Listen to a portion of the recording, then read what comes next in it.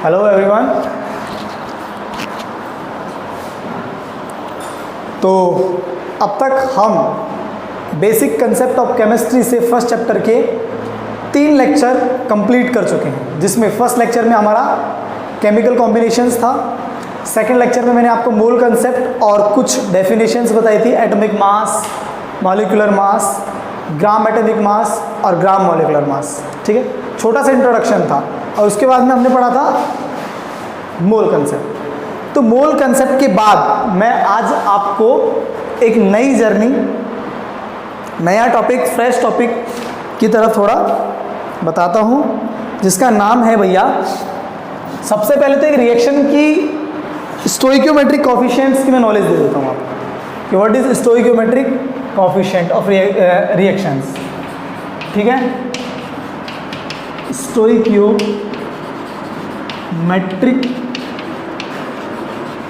Coefficient relation. ऐसा कोई topic आपको बुक में नहीं मिलेगा, लेकिन आपको ये याद रखना पड़ेगा। रिलेशन बिटवीन रिएक्टेंट, मैं एंड प्रोडक्ट कर देता हूँ, आप चाहो तो इसको और रिएक्शन भी समझ सकते हैं। चलो, इसका मतलब पहले तो मैं आपको, ये एक मैथमेटिकल कंसेप्ट है, यहाँ पे कोई केमिस्ट्री यूज़ नहीं होगी। देखो मैं बताऊँ आपको, यहाँ पे कोई केमिस्ट्री यूज़ नहीं होगी। जैसे मैं बात करता हूँ, एक सिंपल सी रिएक्शन है हमारे पास,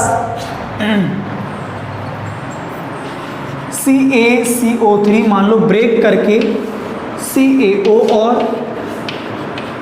CO2 दे रहा है। ठीक है, कैल्शियम कार्बोनेट CaO और CO2 देता है। तो स्टोइकियोमेट्रिक रिलेशन का मतलब होता है,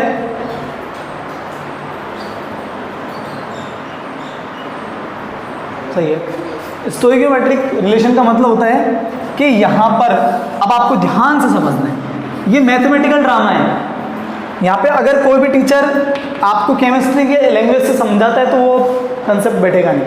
देखो, जैसे मैं यहाँ पे अगर 1 ग्राम यूज़ करता हूँ, मैंने 1 ग्राम कैल्शियम कार्बोनेट यूज़ किया, जिससे मैं 1 ही ग्राम CaO और 1 ही ग्राम CO2 बनाता हूँ। मतलब मैंने जितना लिया रिएक्टेंट, जितना कंज्यूम किया, मतलब जितना मैंने भाग लिया, पार्टिसिपेट किया इस रिएक्टेंट ने, उतना ही इसने बना दिया। या फिर आप ऐसा कह सकते हो कि इसके 1 मोल से कैल्शियम ऑक्साइड के 1 मोल बनते हैं, या कि कार्बन डाइऑक्साइड के 1 मोल बनते हैं। तो ये है इनके बीच में स्टोइकियोमेट्रिक कोफिशिएंट। ऐसा भी हो सकता है भैया कि वो बोल सकता है कि जब हम कैल्शियम कार्बोनेट 20 ग्राम यूज़ करते हैं तो CO2 40 ग्राम बनता है, तो नेक्स्ट बनने वाला कैल्शियम ऑक्साइड कितना होगा। ऐसा भी हो सकता है। अब वो क्वेश्चन पे डिपेंड करता है। जैसे मैं अब आपसे बोलूँ कि यहाँ इसके 2 ग्राम यूज़ करने से इसके कितने बन जाएंगे, अपने आप ही 2 मल्टीप्लाइड बाय 1, 2 ग्राम बनेंगे। इसका भी 2 मल्टीप्लाइड बाय 1, 2 ग्राम बनेंगे। ऐसा भी हो सकता है कि अगर यहाँ 4 ग्राम 4 ग्राम CO2 बन रहा है, तो कंज्यूम किया हुआ या यूज किया हुआ रिएक्टेंट कितना ग्राम था। तो सिंपल सी बात है, आप देख लो, अब आप यहाँ डबल हो रहा है तो यहाँ कितना हो जाएगा, आधा। ये 2 ग्राम यूज किया हुआ होगा, तो ये तभी तो यहाँ इसका क्या हो जाएगा, डबल हो जाएगा। ठीक है, तो ये थी एक सिंपल सी इनके बीच में रिलेशन। मान के चलो कोई ये तो बहुत समस्या हो गई बच्चा। मान के चलो इनके बीच में कोई गैसेज टाइप की कोई रिएक्शन आ जाती है। देखो फॉर एग्जांपल अपन लेते हैं H2। वैसे मैंने ये आपको पहले भी बता दिया, Cl2 और HCl, ये 2 लगा दो यहाँ पे। सही है। तो आपको इसका 1 वॉल्यूम लेने पर, इसका भी 1 वॉल्यूम लेने पर कितने वॉल्यूम बन रहे हैं भैया, 2 वायुमंडल। मान लो इसका 1 एटमॉस्फेरिक प्रेशर, इसका भी 1 एटमॉस्फेरिक प्रेशर, तो इसके कितने देंगे 2 एटमॉस्फेरिक प्रेशर। ये इनके बीच में एक क्या है रिलेशन है, ये इनके बीच में क्या है रिलेशन, कोफिशिएंट रिलेशन है। अब कभी कभी परेशानी भैया ये आ जाती है, एक एग्जांपल दे करके समझाता हूँ मैं आपको कि मान के चलो हमारे पास, और एक सिंपल सा एग्जांपल लेके समझाता हूँ। मान के चलो हमारे पास 10 ग्राम चाय है, ठीक है, और 10 ग्राम चीनी है। ये एग्जांपल जिससे हम सिर्फ 1 कप चाय बना रहे हैं। भाई मेरा कहने का मतलब ये है कि हमारे पास 10 ग्राम तो चाय की पत्ती मतलब लीव्स, और ये 10 ग्राम क्या है शुगर, जिससे हम टोटल कितना मिला रहे हैं मतलब दूध, ऐसा समझ लो आप यहाँ पे 10 ग्राम मिल्क, सॉरी, ठीक है, और दूध और चीनी से मिला करके 1 कप क्या बना रहे हैं चाय बना रहे हैं। ऐसा हो जाए हमारे पास नेक्स्ट टाइम 20 ग्राम चीनी होगी, चाय हमको बिल्कुल 1 कप ही बनानी है, लेकिन यहाँ है ना अब 10 नहीं है भैया, अब यहाँ 5 ग्राम है, तो कैसे बनाएगा ये भाई, यहाँ 10 नहीं है, ये तो है। अब आप बोलोगे सर बना देंगे हम तो इसको मिला करके 1 कप, नहीं, ये रिएक्टेंट है, ये जो हम कंज्यूम करेंगे ये हमारे पास क्या पड़ गया कम पड़ गया।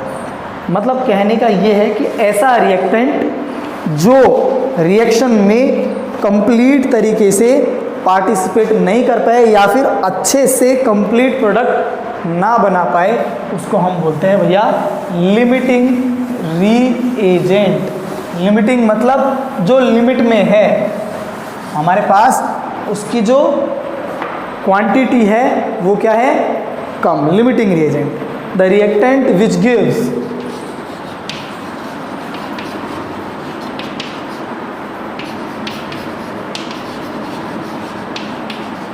the reactant which gives least amount of product, least amount of product being, least amount of product being completely consumed, completely consumed is known as limiting reagent।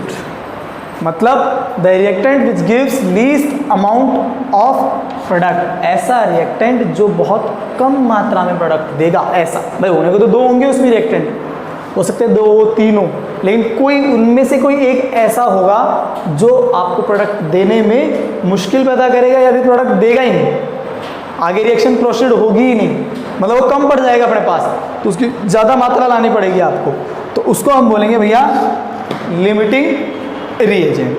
क्या बोलेंगे लिमिटिंग रीएजेंट। जैसे मैं आपको एक एग्जांपल देके समझाता हूँ। अब यही एग्जांपल ले लेते हैं अपन, CaCO3 ब्रेक करके CaO प्लस CO2 बनाता है, ठीक है। तो ये है हमारे पास 20 ग्राम और ये बना रहा है 20 ग्राम। तो ये भैया एक काम करते हैं, इसको थोड़ा डबल कर देते हैं, 40 तो ये और ये भी 40 ग्राम, ठीक है। अब इसमें हमको सबसे पहले फाइंड आउट करना पड़ेगा लिमिटिंग रिएजेंट होगा कौन सा। देखो यहाँ पर एक प्रॉब्लम है, ये रिएक्शन के अंदर तो एक ही टाइप का रिएक्टेंट है। मान के चलो मैं आपको एक सिंपल भी देके बता देता हूँ पहले, ताकि आप कंफ्यूज ना हो। इसको हटा देते हैं अपन, एक सिंपल और ले लेते हैं। जैसे मैंने ले लिया, ऐसा करता हूँ मैं, A प्लस 2B से प्रोडक्ट बना रहा हूँ। A प्लस 2B से क्या बना रहा हूँ प्रोडक्ट बना रहे हैं। तो आपको सबसे पहले इसके अंदर लिमिटिंग रिएजेंट है या नहीं उसका पता लगाना है। सेकंड स्टेप के अंदर मैं ये स्टेप आपको लिखूंगा नहीं, आपको सबसे पहले क्या करना है, लिमिटिंग रिएजेंट इसमें प्रेजेंट है, लिमिटिंग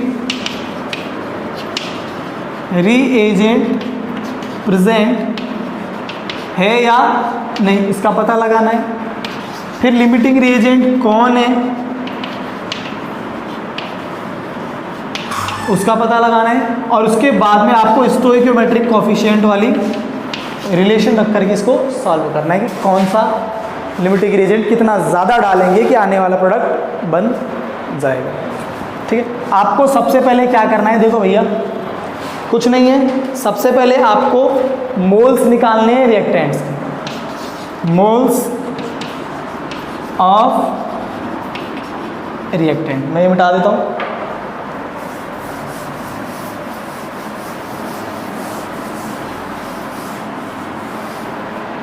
सबसे पहले आपको क्या निकालने हैं, फर्स्ट स्टेप में मोल्स ऑफ रिएक्टेंट। मोल्स कैसे निकालते हो ये हम पढ़ चुके हैं, given mass upon molecular mass of A की बात कर रहे हैं। चलो भैया, उसके बाद जैसे यहाँ पे निकाला इसी टाइप से बी का निकाल देंगे, वही given mass upon molecular mass of 2b। जरा अब मोल के अंदर दोनों को कंपैरिजन करेंगे कि जिसके मोल्स क्या होंगे, कम होंगे। मान लो मोल्स बराबर है, मान के चलो मोल्स क्या है, बराबर है, तब तो उस रिएक्शन में कोई लिमिटिंग रिएजेंट नहीं होगा, सिंपल सी बात है। और मोल्स बराबर नहीं है तो वहाँ पे क्या हो सकता है, लिमिटिंग रिएजेंट। देखिए तो आइडेंटिफाई करवाएगा खाली फर्स्ट स्टेप में, ये तो आपको पता लगाएगा कि लिमिटिंग रिएजेंट होगा या नहीं होगा। भाई पहली फर्स्ट स्टेप में आपको क्या करना है, मोल्स निकालने हैं पर रिएक्टेंट, प्रोडक्ट तक नहीं जाना है आपको। लिमिटिंग रिएजेंट सिर्फ रिएक्टेंट पे ही डिपेंड करता है, प्रोडक्ट वगैरह पे डिपेंड नहीं करता है। तो पहले आपको मोल्स निकालने हैं, ठीक है। मोल्स कैसे निकालोगे, गिवन मास अपॉन मॉलिक्यूलर मास। मोल्स निकालने के बाद अब आपको पता लगाना है भैया कि लिमिटिंग रिएजेंट कौन सा होगा।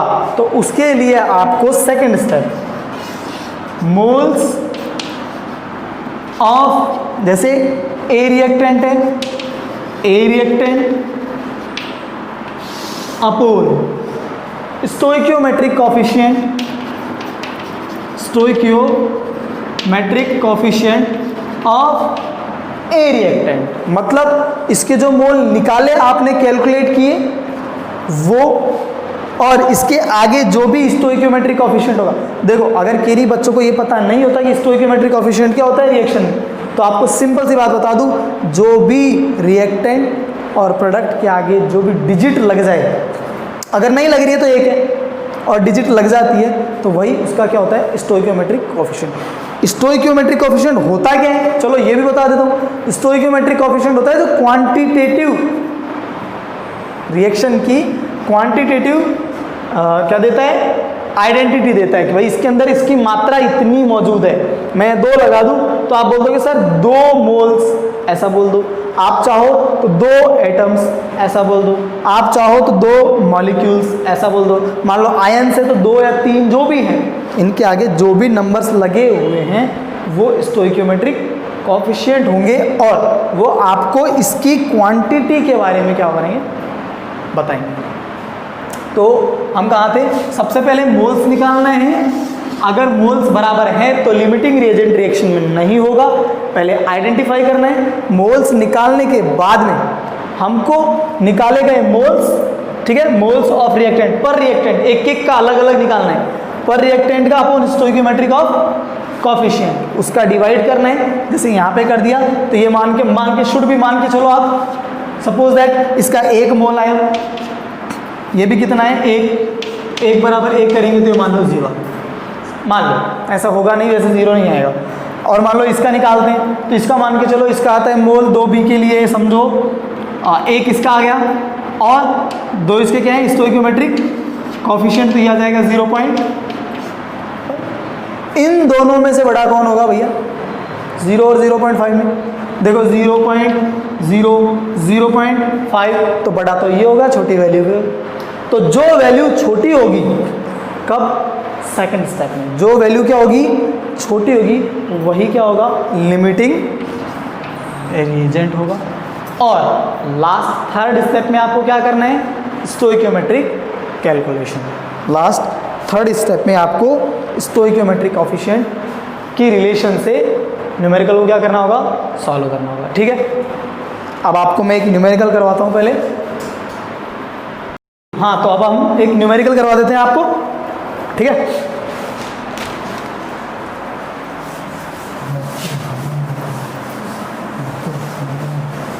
ये टॉपिक ही अच्छा टॉपिक है बच्चों, ये ध्यान रखना।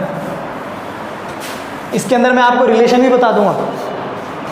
ठीक है, फिर आप न्यूमेरिकल सॉल्व करो, बुक्स लेके आओ। हमारे पास न्यूमेरिकल है, देखो, if 20 gram of CaCO3 is treated with 20 gram of HCl, how many grams of CO2 can be generated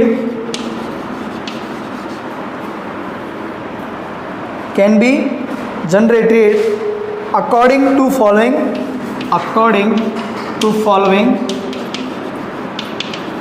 reaction. चलो भैया, रिएक्शन क्या दे रहा है, रिएक्शन है CaCO3 plus 2HCl, CaCO2 plus CaCl2 plus H2O plus C, ये है।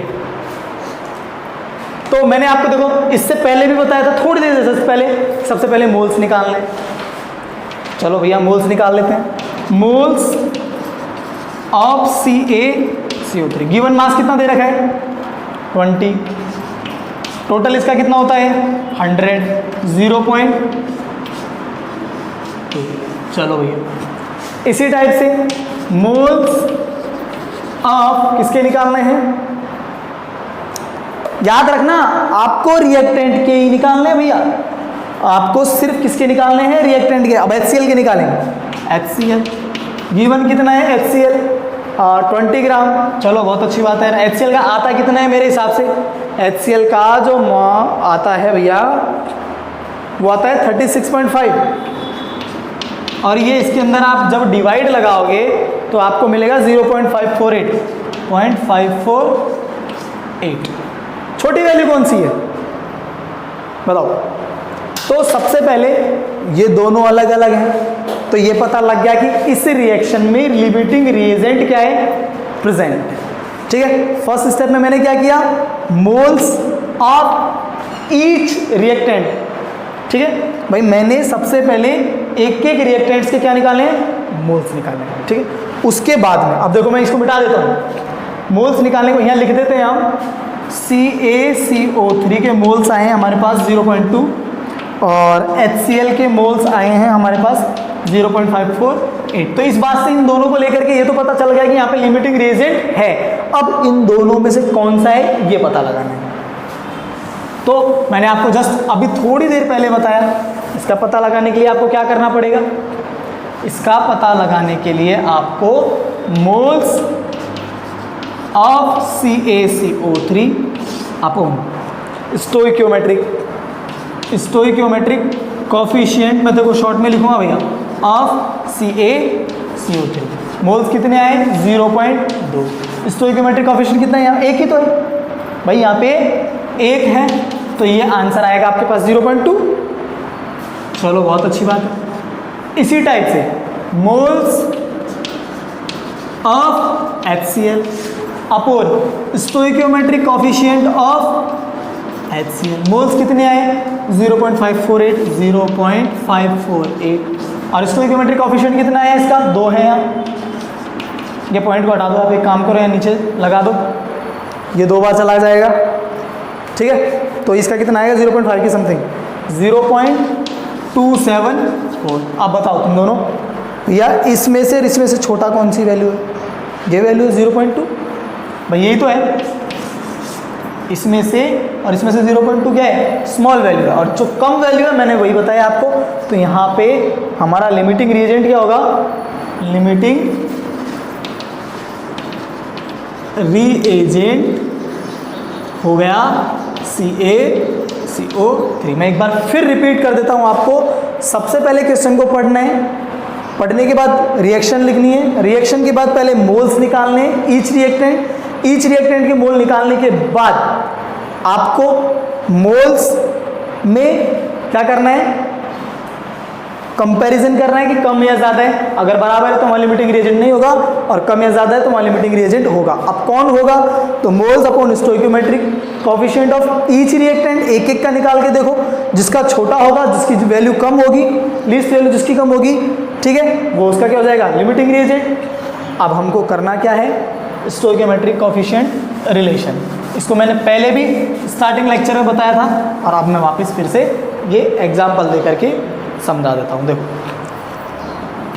According to reaction, देखो भैया 100 ग्राम, पता है ना ये 100 है भाई, इनका मॉलिक्यूलर मास निकालोगे तो 100 ही आएगा। 100 ग्राम कितना दे रहा है? 100 ग्राम, यहां देखो आप, 44 ग्राम CO2 देता है।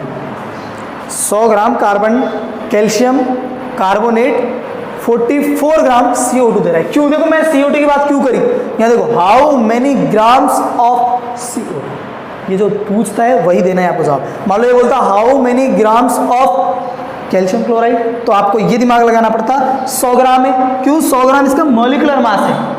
100 ग्राम इसका क्या है? मॉलिक्यूलर मास है। 1 मोल सब्सटेंस, ये 1 मोल है पूरा, ये पूरा कंपाउंड 1 मोल है। 1 मोल के अंदर कितना ग्राम है? 100 ग्राम।